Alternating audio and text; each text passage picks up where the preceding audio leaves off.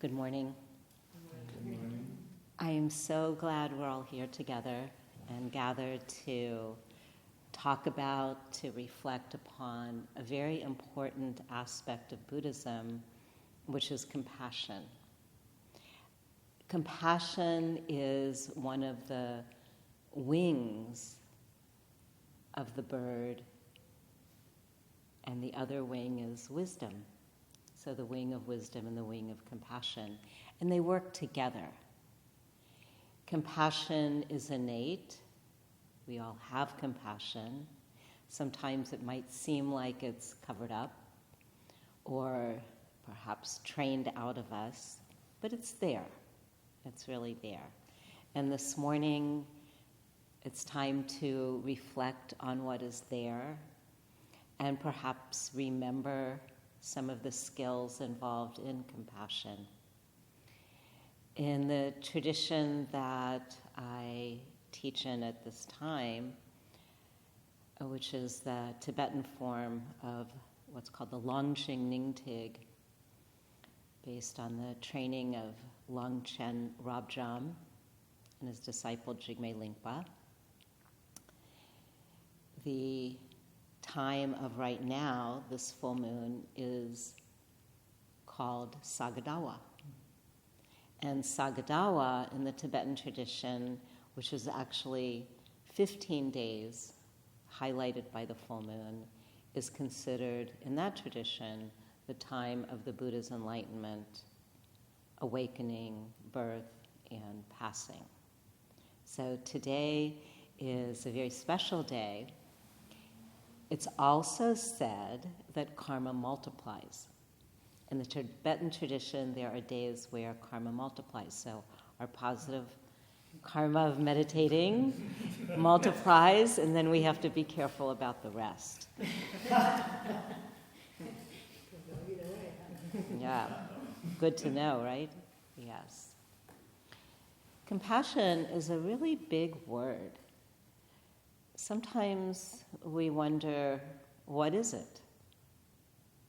Compassion really has different components. Compassion sometimes is silence. Perhaps in the meditation hall we notice somebody going through something emotional, something difficult, and our offering is actually silence. The silence demonstrates trust. We trust that each person's practice will allow them to move through what needs to be moved through. And we also trust that if someone needs help, they'll reach out.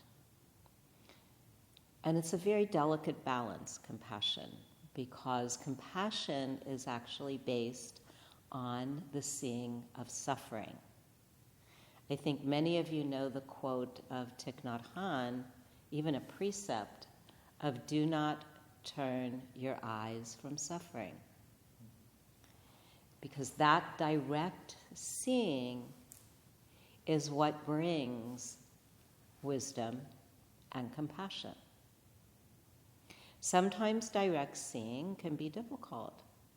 It can be, well, what to do? Or we do want to turn away. It's too hard to watch. Our development in compassion is important because although compassion is innate, it's also a muscle. It's a muscle to be exercised by understanding, by doing, perhaps even by making a mistake. But we do need to work with it. This morning I brought some examples that are actually inspirational to me. And the first one is that I was contemplating, since this is Sagadawa, and again, I do know that the Buddha's Enlightenment Day is actually celebrated in different traditions and different times, and May is one time, December is another time. So I was thinking about the Buddha's compassion, the Buddha's demonstration of compassion with skillful means. When we look into the early texts, a lot of the understanding that came from people was actually through dialogue. And one noted story, very famous, very difficult, was that of the layperson who became a nun called Kiso Gotami. And Kiso Gotami had a child who died. And she just couldn't accept that. It's one of the more horrific experiences that life has. But this happened to her. And she brought the dead child to the Buddha. I don't know what she thought. Could the Buddha revive the child? What could happen? The Buddha was very skillful. He did not say, start to give a Dharma talk.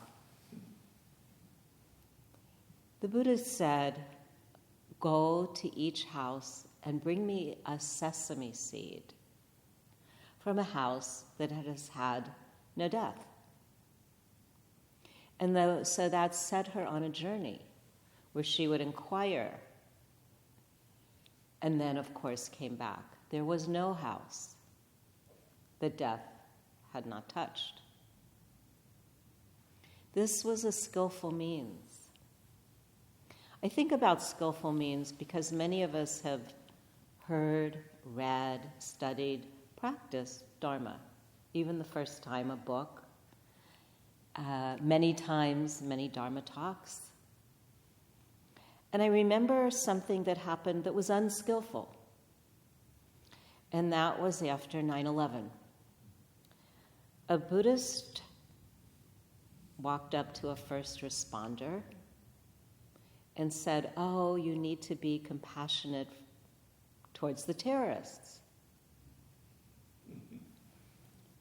Well, perhaps we would all work to that. Perhaps we would all look into the lives of people who made unfortunate choices and develop compassion. But at that moment, not a skillful mean. Not a skillful means. Well-meaning, perhaps, but not skillful. So how do we develop skillful means? It's by empathy, really understanding another person, which of course begins with understanding ourselves. And that's what practice offers us. It offers us the quiet. This beautiful space offers us the quiet to go very deeply within. And hopefully that when we face our suffering, that we'll begin to develop empathy for ourselves, whether it's something we said in the past that we now understand was not such a good thing to say, or someone did something to us and we retaliated. Whatever comes into the mind is going to empty when we sit. So this will bubble up. How to create more empathy for ourselves at a time when we didn't sit, when we didn't know, when we responded the best way we could. So empathy is a very key component.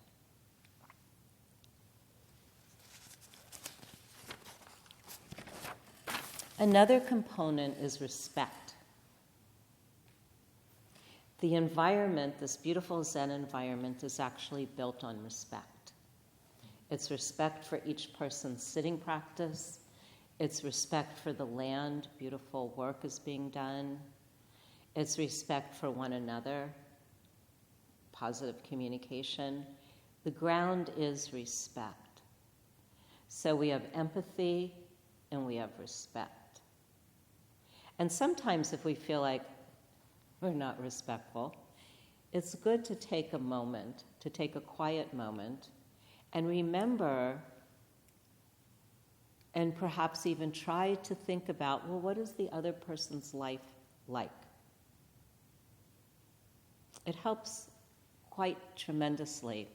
Something that I do, and I did the other day, is that I like to notice people that I feel very, very neutral towards. And I remind myself that I want to do that. And I want to do it for many reasons. One of the reasons that I want to do it is to remember that all people have Buddha nature. So the other day I was walking up the steps to the Apple store downtown in Portland, where I've gone to their one-on-one and workshops, I feel like forever. They know me. And so I was walking up the steps to the Apple store, and I noticed a woman coming out very intently, and I decided she was my neutral person. I didn't decide. It was just like, oh, there's a neutral person. And she was walking out, and I just said to myself, I wonder what her life is like. Because she was doing something similar to me. She had been in the Apple store. Maybe she took a class. Maybe she had a one-on-one lesson. Maybe she had her computer fixed. Maybe an iPhone. And it was very interesting. So I looked at her just wanting to know more. I didn't speak to her. I didn't approach her. But she could feel that I had empathy for her. I wanted to know her Buddha nature. I wanted to know what was important to her. I didn't talk to her. I didn't need to. But she could feel that. And then I felt more awakened. I didn't just pass by this woman who she was coming out one door and I was going in another door. It felt very good. Other times we have opportunities of compassion, sometimes suddenly, and sometimes we have to think long and hard about how to have compassion for someone or some situation, because life has gotten complicated. Another example was the other day I was at a restaurant with my daughter. I ran into the restroom, and then I was opening the door to come out, and I noticed this woman with a walker coming into the restroom, and so I naturally held the door open for her. As I was holding the door open for her, I realized this door is incredibly heavy, and she could tell that I was tugging even to open it. And she's pushing in her walker, and she just looked at me and said, "The doors are getting heavier and heavier." And at that moment, she and I connected. We didn't have to have a long conversation about the heavy doors and the fire restrictions and so forth, but doing a momentary kind act shows both compassion, and I didn't have to say, "Oh, I'm so sorry you're in a walker," and I'm not. But rather just that momentary action. Sometimes there's momentary actions where I wonder, how did that person have the know-withal to even capture the moment and be able to help people, be able to save people? And one of those times that I read about, perhaps you did as well, was last year. And last year there was a terrorist attack onto a Jewish delicatessen in Paris. And a gunman just opened fire and killed people. And while he was killing people and terrorizing the Jewish deli, a 21-year-old Frenchman from Mali started one by one taking people out of the delicatessen downstairs, unplugged the freezer, and put them in there for their safety. And it was spontaneous. A spontaneous act of compassion. And I was even questioning, did he learn that in his family? Because there are many families that are very compassionate, that look out for each other and take care of each other. Or was it a spontaneous moment of who we all are? Incredible. And of course, he went out, because his cell phone didn't work in the freezer, so he left to try to get help, and the police arrested him. until it could be explained that he was actually the compassionate person who saved, I think, 15 people it was. So we all have this capacity. I go back into my own family, and I am second generation on one side, and I am third generation on just one side. So I'm actually second generation on 3 grandparents and third generation on 1 grandparent. So all of my family were refugees. And the one family member was my grandfather, who'd been here the longest. His grandparents came in the mid to late 1800s, and they settled in the Carolinas. So they settled in the Carolinas during the time of apartheid in the South. And my grandfather began a store in a very small town. And everyone in this town knew each other. And he had a bride who was 18 years old, who was from New York. And she came down to and married him and came to the South. And they had household help. And she paid the household help what would now be considered a lot of money. She gave a tip of $5. Within a matter of time, their yard was full of people protesting my grandmother, who had given more to a person of color. So their time together, my grandparents, became one of a kind of silent communication about how to help people. So my grandfather developed what was called the tab. And at the store on Saturdays, when the farm workers and harvesters, who were mostly African American people, came to the store to perhaps buy overalls or whatever their needs were, my grandfather would just say, well, we're going to put that on the tab. But everyone knew the tab did not get paid, nor was the tab wanting payment. But it was a silent communication. And my grandmother would just say to me, no Dharma talks, just, this is what we do. So when my grandfather passed away and my uncle took over the store, it was at the time where I was just 16, I think, and it was a time of integration had begun. And my uncle was the first person in their entire area to hire a black person. And he hired a gentleman named Eddie, who had worked for the family for a long time. And Eddie began his work in the shoe department. And then at that time, the NAACP went from small town to small town to see if indeed integration was happening. And my uncle welcomed them in and just said, yes, we're just very happy to have Eddie working with us. So this was a kindness that was passed down. It was compassion. There was a real understanding of the suffering involved in segregation. Many stories. This is only one. And so it came down as something that our family would do.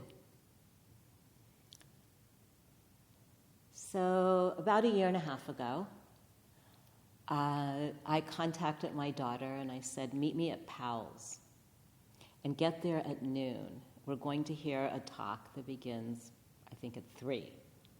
And so I have a very trusting daughter. I have twins. One lives here.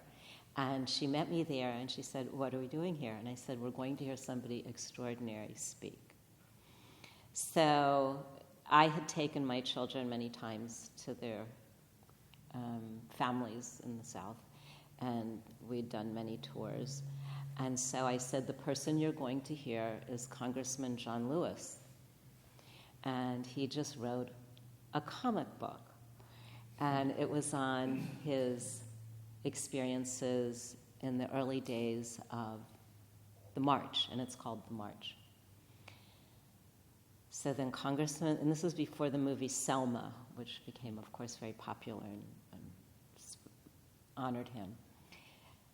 So he began to talk. And at first I thought, well, this is going to be a book reading and a book signing, and it will be very quick. He spoke for an hour and 15 minutes.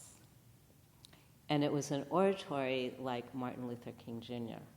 And he told her about the beginnings of the civil rights movement, about being beaten in the white waiting room while they were occupying. And I'm crying. Because I had grown up in this area. I grew up in Ohio, but we would go back and forth over the Ohio River, which is the Mason-Dixon line, and so one part of my life was one way and one part of my life was another way. And so then it was time to go up for the book signing, and they had closed off, Powell's just closed off the room, so only so many people, it's big, and only so many people could get in, and we got in. And we were in the front row, and so we were pretty early in book signing.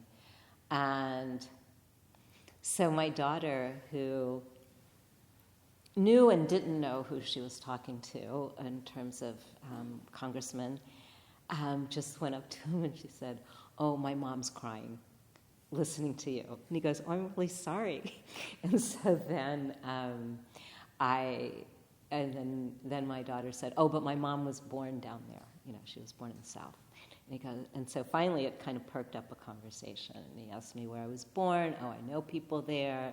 And I said, "Yeah, we just buried my father." And, "Oh, I know people there." And so when you start to name these tiny towns, it's a connector, because nobody knows these places. They're tiny. You know, they're old tobacco towns, they're old cotton towns. And so then somehow, and I couldn't believe it because there's a line and, you know, Powell's keeps you going with the book signings, and somehow I just said to Congressman, I said, "My family was the first store to hire a black person."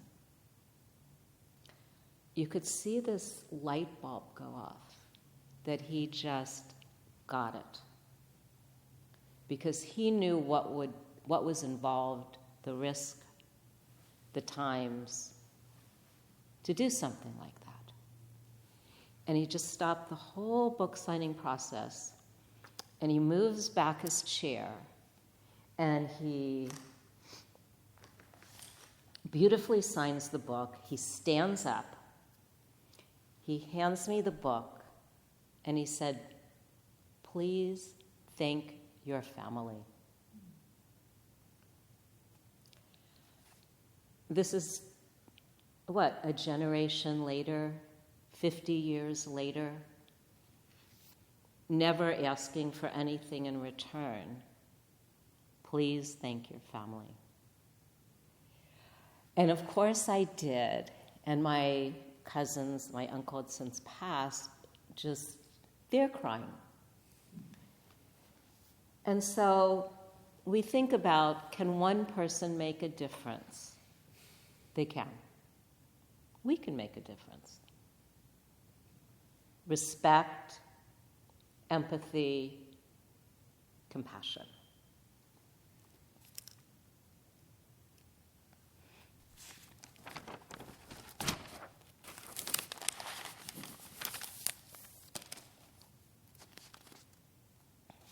So some people have professional training, yes? And I was struck the other day when I read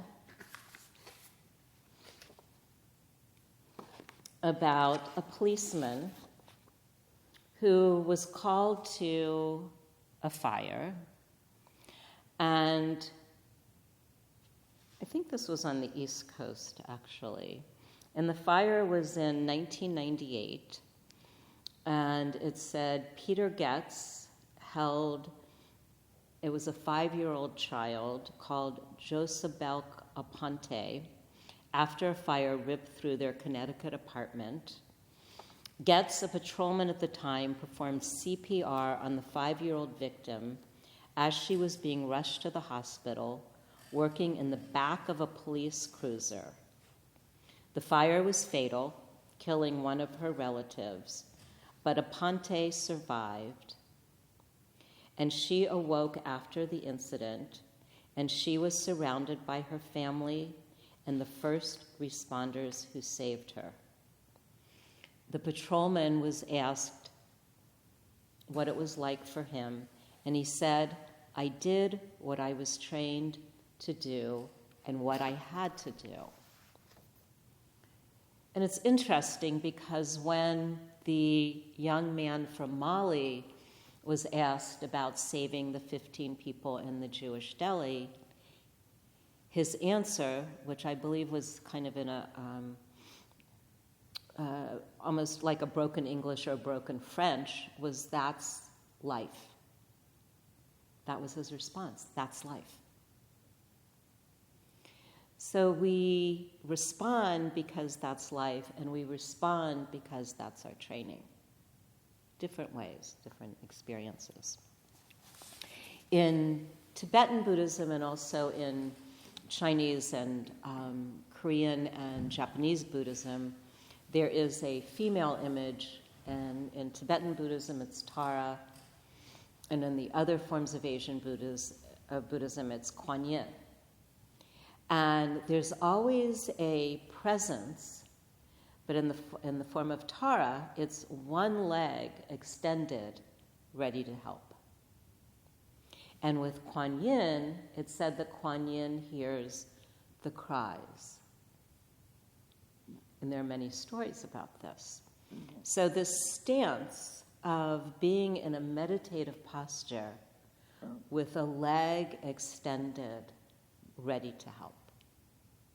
And again, it's the skillful means of how to help, when to help, and the timing of helping.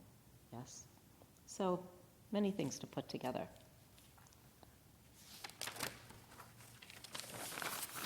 Another factor that is important with compassion is aspiration.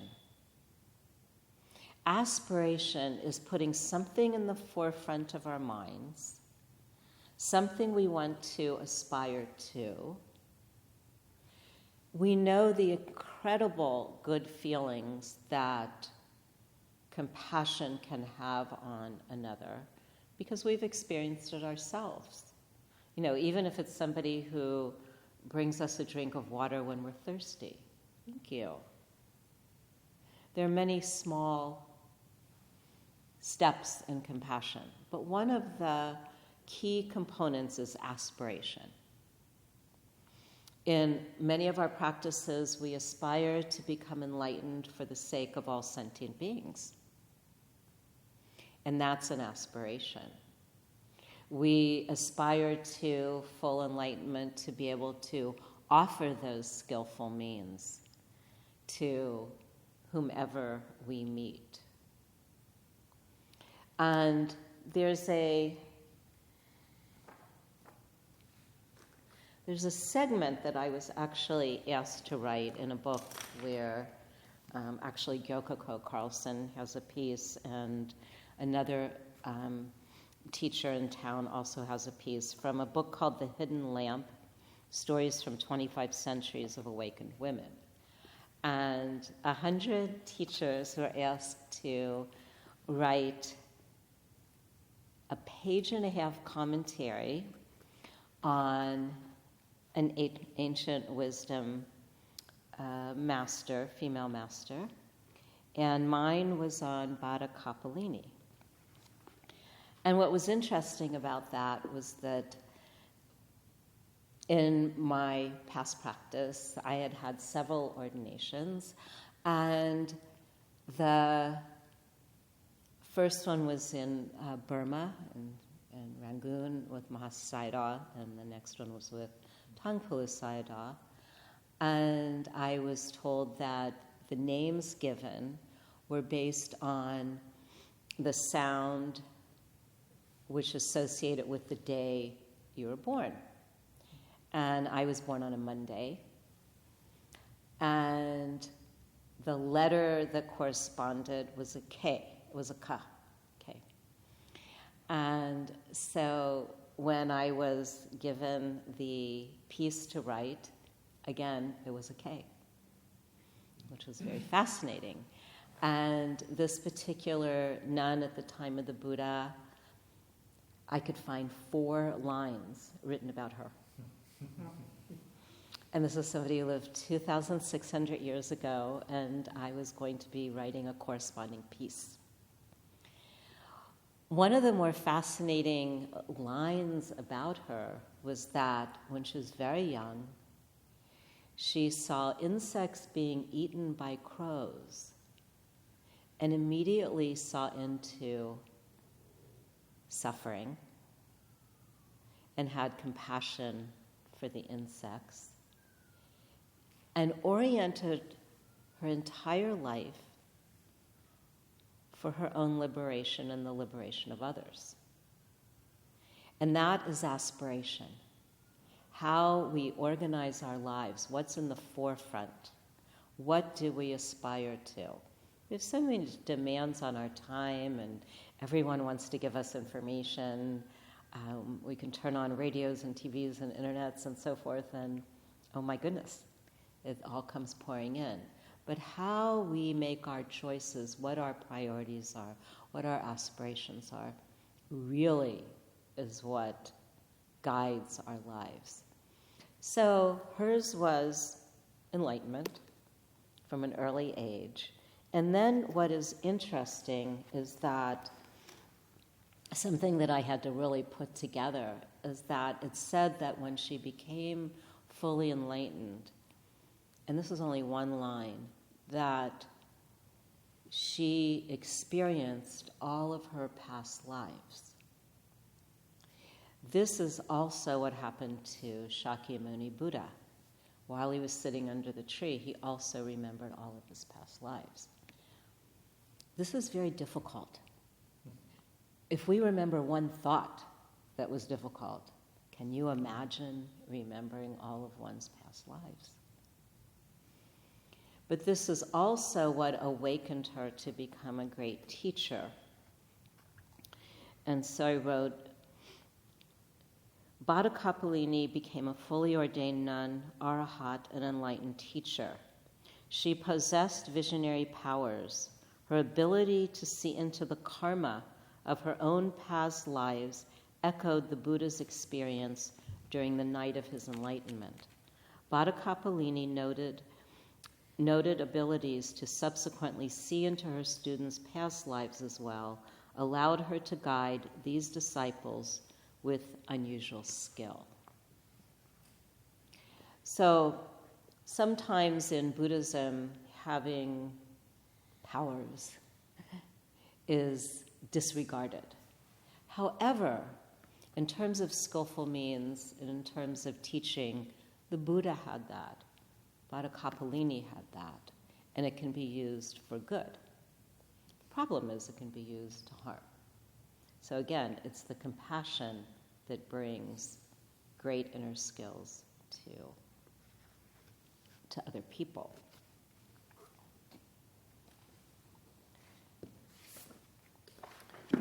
Sometimes we are not inspired. Yeah? Go through our daily life. Why do I want to do that? Oh my goodness, can't they get it together? However,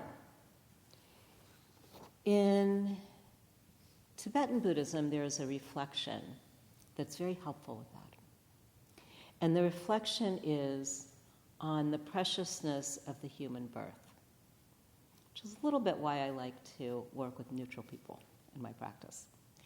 And the preciousness of human birth, it said, it's taken tremendous karma for all of us to gather in a safe place, a positive environment where we can practice traditions freely, yes? Buddhist practice, other religious practices. Very great freedom that we have. Never to be underestimated. And I was reminded of that actually this morning, because from the White House, I get the White House emails, there is a statement by the president on the celebration of Vesak. And it was written on May 20th for those who practice Vesak. And then, of course, today is Sagdawa in the Tibetan tradition. But how amazing that we live in a country where the President of the United States offers a celebration. Michelle and I extend our warmest wishes to the Buddhists in the United States and around the world in their celebration of Vesak, a day honoring the birth, enlightenment, and passing of Buddha. During this season, we reflect on Buddha's universal teachings of peace, service, and recognition of common humanity, shared values that also bind us as all Americans. This occasion gives us an opportunity to commemorate the many contributions of Buddhists to our progress and to recommit ourselves to building a brighter future for all communities, cultures, and religions. As we come together and hope for wisdom, courage, and compassion, our family sends our best wishes during this season. We're so lucky. There's a lot of the world that is escaping, that is hiding, that is risking their lives to be able to practice freely, and that we live in a country where the President of the United States sends a message is extraordinary. And so whenever we feel maybe down, uninspired, it's good to remember. It's good to remember.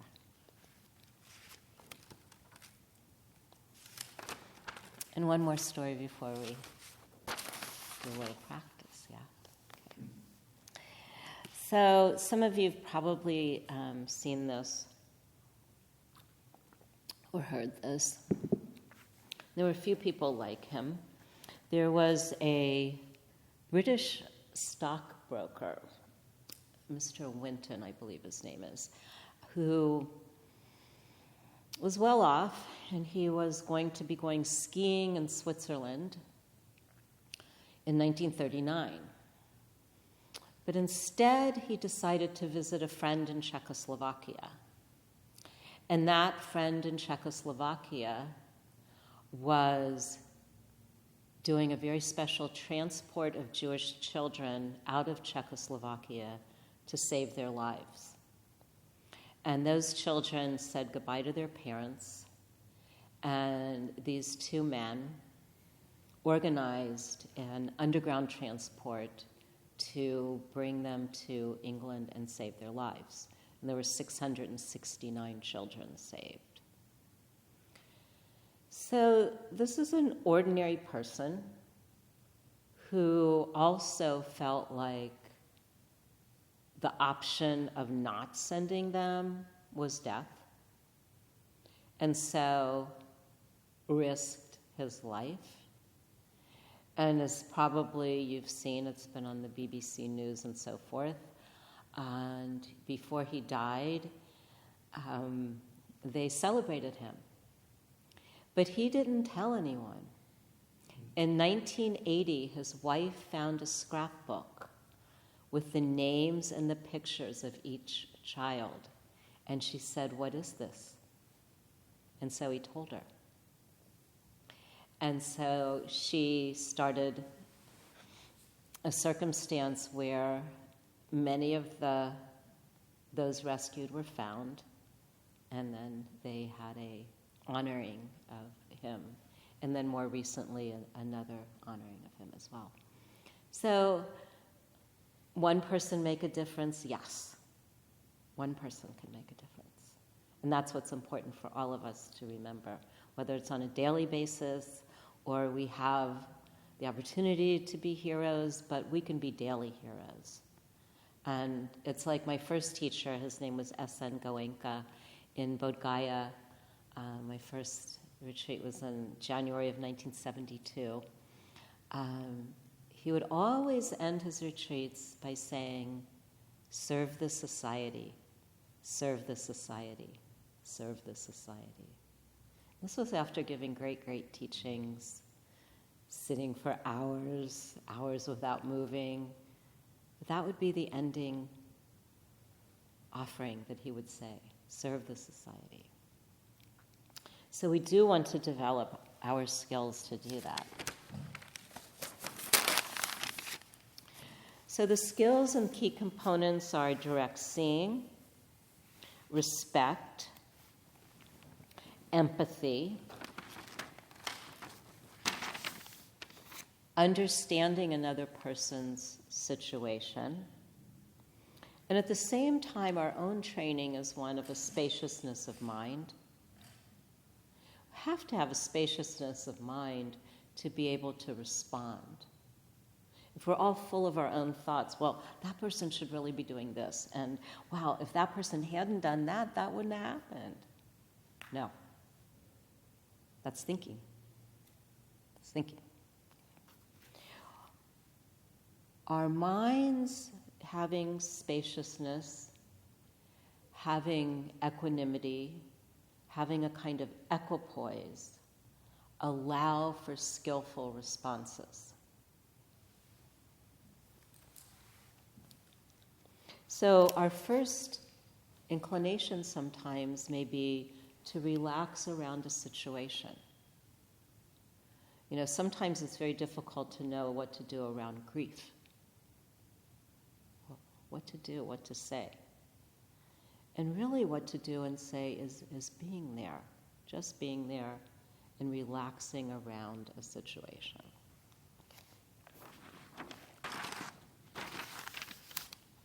And we also always remember our aspirations. Okay. So you've been sitting for a long time. We're going to take a moment to just relax, to move.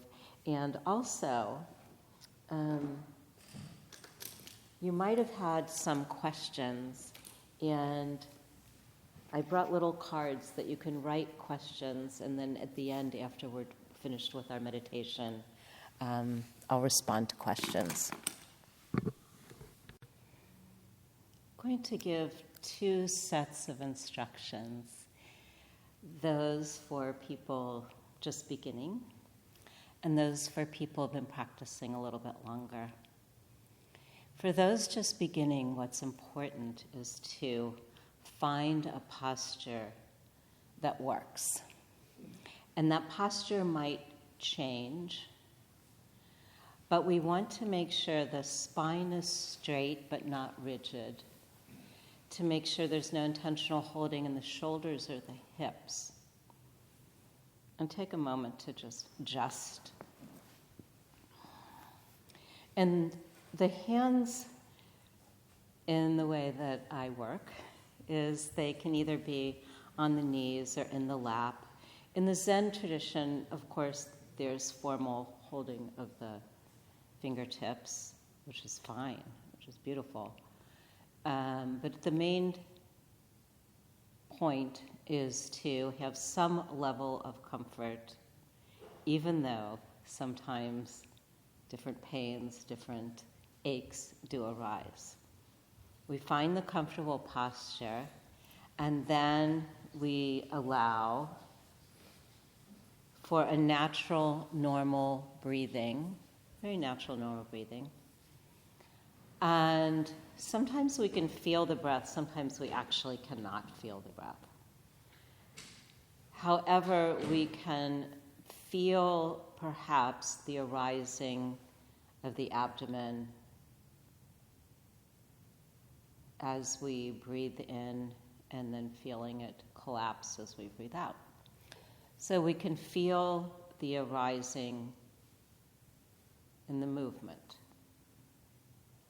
And that is a fine place to be.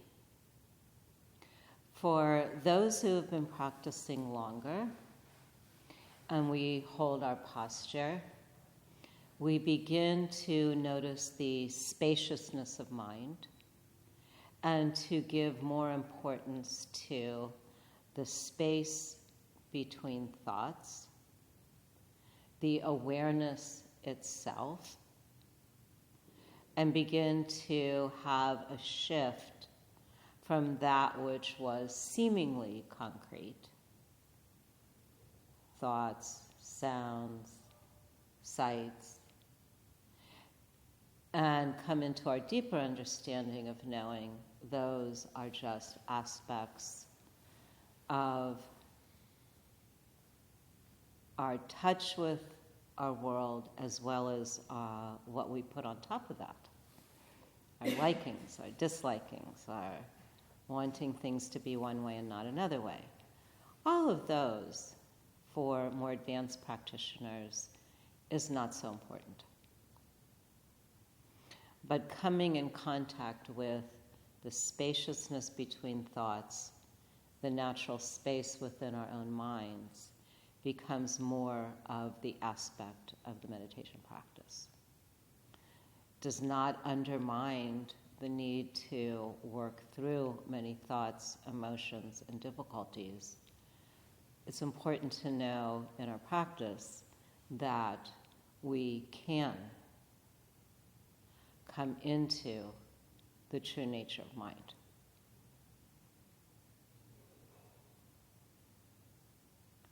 So for those just beginning, please notice the breath and the movement of the abdomen. It might be that we feel the wholeness of the breath, which is also fine. The place is not as important as the awareness of the feeling experience. So when we talk about the noticing of the breath, really what we're talking about is feeling in the body, and our contact with that. It is a very deep training of coming into contact. The reason it's a deep training is that all of the different configurations of mind, which are not relevant, which interfere, which guide us in the wrong direction, start to lift. When they do lift, we notice them. But our practice is still with the breath, because all of those old thoughts are arising only to pass away. So in the beginning, very important, we notice when there's a thought, we notice when there's a sound, we notice when there's a feeling.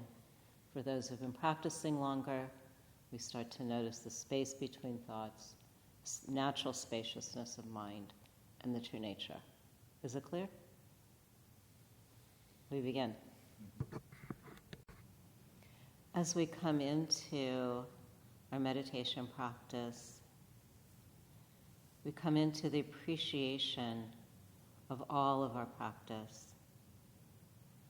There's a kind of equalness in how we meet each situation. And that equalness of meeting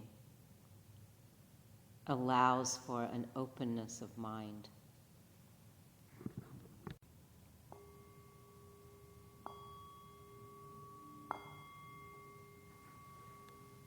How the sitting practice relates to compassion is that the sitting practice offers us an opportunity for calm, because the longer that we're doing our sitting practice, we can come into a place of calm. It also offers us something that we may miss in our society, and that is the long, enduring mind. I remember many years ago, there was a gentleman named George Leonard, and George was actually, in his younger years, he was a writer for, I believe it was Life magazine, if anyone can remember Life magazine. And around the age of 50, he began to study Aikido. And he trained in Japan and the United States. And something that he noticed was that his training gave him that long, enduring mind. And when we have that long, enduring mind, we have a steadiness and a steadfastness to remain open and to remain calm. It's a really crucial point of practice. And especially in our times where sometimes the inattention or things changing very quickly or people wanting something new takes away from that long enduring mind. So the sitting practice that's offered here and a lot of the Buddhist centers pays quite close attention to the development of that long enduring mind. Okay.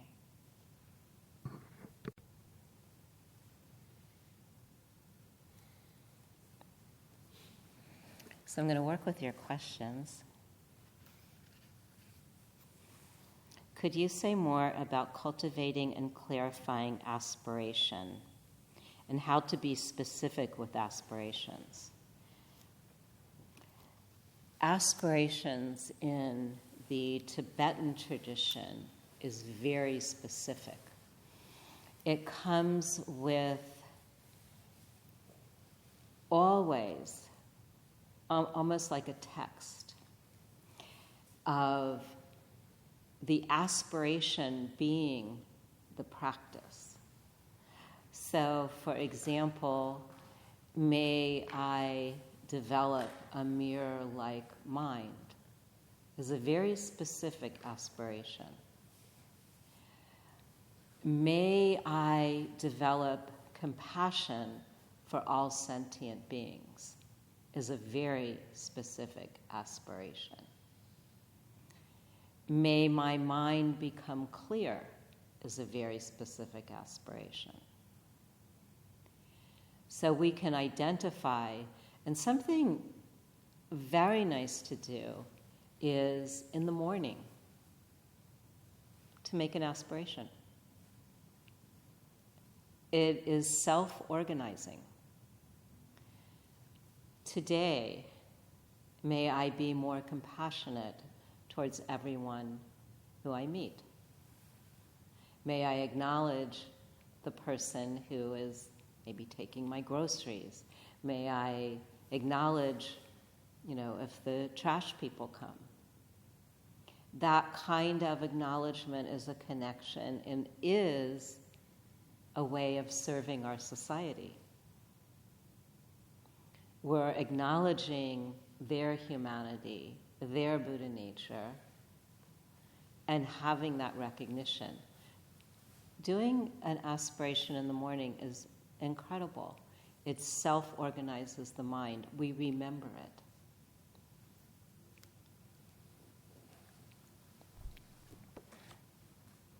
Another question. Self-compassion practice. How does compassion for self practice differ from compassion for others? In many ways, compassion begins with ourselves.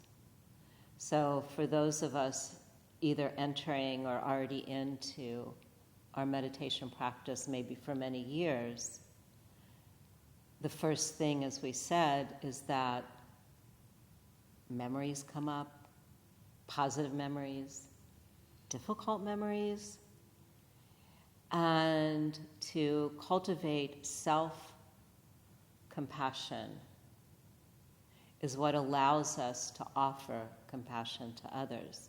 Because when perhaps we're in a group discussion and we hear somebody else's experience, we know what that's like. Somebody had a difficult thought, somebody had a pain in their knee. We know, because we did too. And for some of us, it can even be difficult. Maybe, in family life, there was the chin up. No compassion, just chin up. So sometimes we have to break down barriers for ourselves so that we can offer it to others. Then, yes, we're offering the same thing to others as ourselves.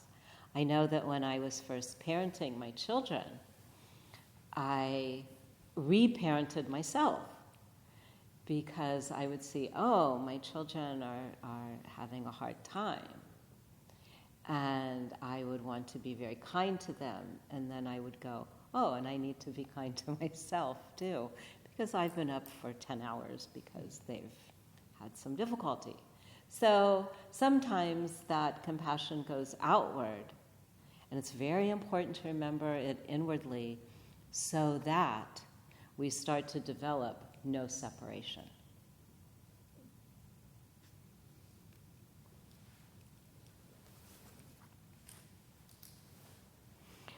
So another question, which is very good, where do I begin to learn more of the basics?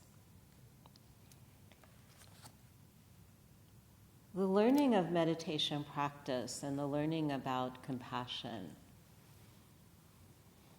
in many ways is ongoing. And the first step is finding a good teacher. A good teacher is very helpful. And sometimes going to hear different teachers, going to learn from different teachers is very helpful to see who resonates. You know, because sometimes one teacher is good for one person, one teacher is good for another person, which is, we're very lucky to have that opportunity. So the first is finding a teacher that we feel that we can learn from. I like what the Dalai Lama says. The Dalai Lama says your guru is the person you can hear. Yeah? It's really the person that we can hear. Who can we hear? Who can we learn from? What words resonate? So I believe it's important to find a good teacher. It's also important to be informed about, and we're very lucky in the Pacific Northwest, about different forms of Buddhism, so that we know, and we have the great resource of the Northwest Dharma Association, that if you haven't been on that website, I think northwestdharmaassociation.org, and they have a newsletter, and they put out a lot of beautiful information about the different Buddhist groups, a lot of the compassionate action that they're doing, a lot of the events, a lot of the teachings. And sometimes learning from a teacher that we're not used to going to can be helpful also, because they might say something in a different way. Same thing, same compassion, same wisdom. They said it slightly differently. So sometimes that exposure is good. And then I will say it's home practice as well as group practice. As I said, my first teacher was S.N. Goenka in India, and I practiced with him for a very long time and would go, before he had a center, I'd go to retreat, to retreat, to retreat. And then one day in the meditation hall, he said to all of us, don't come back until you've done self-retreat. And so many of us went up into the Himalayas and rented houses and had our own rooms, and we did self-retreats for the whole, what was summer, so it was during the monsoon. And that self-retreat has carried me through everything. You know, when I had twins, and it's like, oh, how can you meditate with you have twins? Well, I just stayed up later, you know, or I woke up earlier. But I always found a way to keep up my practice. And it was because I did self-retreat. Self-retreat means I'm the only one disciplining me. So I'm going to wake up, I'm going to do my practice, I'm going to be aware, and I'm going to follow that because it was recommended by my teacher, and it was very good. It was very good. Okay. So practice, practice, practice.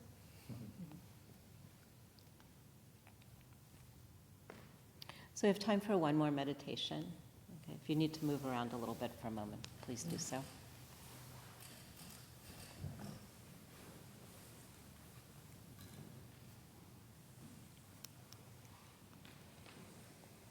So during this practice, we've given some basic instructions. Of course, we're together for a short time, but thank you for partaking, even if it's a short time. And again, for beginning practice, it's very important to have a little more focus and a little less spacious awareness. For those people who've practiced for a long time, a little more spacious awareness, and you've already got the concentration. Even if you don't think so, you've got enough, okay? So for people just beginning, we're coming into the breath, it's a feeling experience of the breath as it expands in the body, as it contracts, and that's the breath. Maybe we feel the breath, and again, maybe we don't feel the breath, we just feel a movement. It's fine. It's fine. The object of awareness is not as important as the awareness. Should I repeat that? The object of awareness is not as important as the awareness. So we want to bring a relaxed yet focused awareness, neither too tight nor too lax. Okay. So then for the people who've been practicing longer, it's the spaciousness of mind. If thoughts arise, it's the space between thoughts. Perhaps they're so amorphous that we're aware it's amorphous. Beautiful, okay? And again, we're going to do another short sitting. And knowing that the sitting practice is a base for our compassionate awareness because we're becoming more sensitive, we're becoming more open-minded so that we can pick up on when we're needed and when we're not needed. Continue.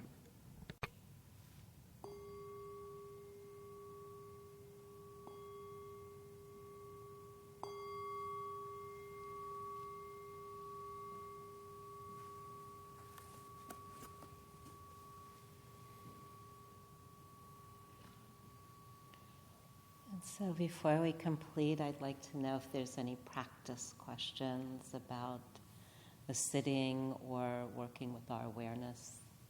If there's anything. Sure. Is there an amount of time? I've heard at one point 45 minutes.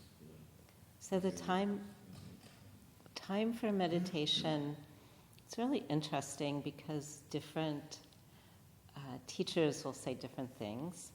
And in my own practice, I first learned to practice for an hour at a time, back to back all day. I learned in retreat. In some of the Tibetan traditions, it's actually to meditate for shorter periods of time, like 10 or 15 minutes, so that we start to acclimate the awareness to being aware. You can sit for longer times, but it might not be with the same freshness. So in a beginning practice, it's very good to begin with, say, 10 or 15 minutes, and then start to build.